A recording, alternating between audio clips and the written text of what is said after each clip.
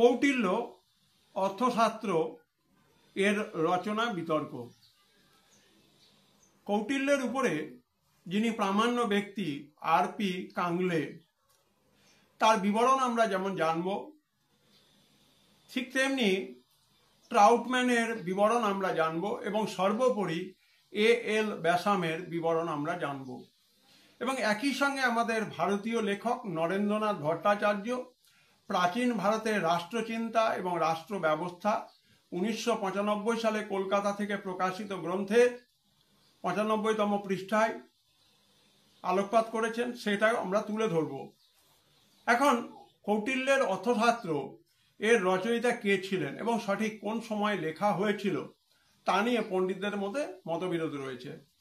বেশিরভাগ পণ্ডিত অর্থশাস্ত্রকে কৌটিল্যের রচনা বলে স্বীকার করেছেন, কিন্তু কেউ কেউ আবার এটাও মনে করেছেন যে এটা নাকি কৌটিল্যের লেখা নয়, একা কৌটিল্য লেখেননি।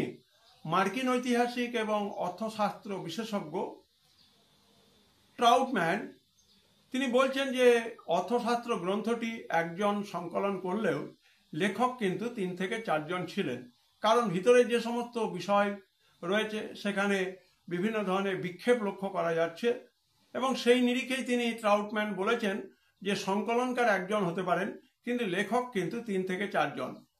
ঐতিহাসিক এ.এল. ব্যাসাম তিনি বলছেন যে অর্থশাস্ত্র গ্রন্থটি নিশ্চিতভাবে এটা গুপ্তদের আগেই লেখা হয়েছিল, অর্থাৎ গুপ্ত যুগ আসার আগেই লেখা হয়েছিল। অর্থাৎ স্বাভাবিকভাবে এটাকে মনে করা হয় যে মৌর্য যুগের একটা গুরুত্বপূর্ণ ঐতিহাসিক নথি, এবং এটা অবশ্যই গুপ্ত যুগের আগে এবং মৌর্যদের আমলে গুরুত্বপূর্ণ নথি এই জন্য যে এখানে মৌর্য সাম্রাজ্য, চন্দ্রগুপ্ত মৌর্য, তার রাষ্ট্রনীতি, তার প্রশাসন ব্যবস্থা ইত্যাদি বিষয়ে কিন্তু পুঙ্খানুপুঙ্খ বিবরণ রয়েছে। এবং সেই অর্থশাস্ত্রের বিষয়বস্তুতে সপ্তাঙ্গ তত্ত্বের কথা আছে।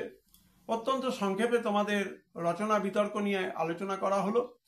যদি ভিডিওগুলো ভালো লাগে অবশ্যই চ্যানেলটিকে সাবস্ক্রাইব করবে, বন্ধুদের সঙ্গে শেয়ার করবে এবং তোমাদের কোনো ভিডিও নিয়ে কোনো কিছু জিজ্ঞাসা থাকলে কমেন্ট বক্সে কমেন্ট করবে। সবাই ভালো থেকো।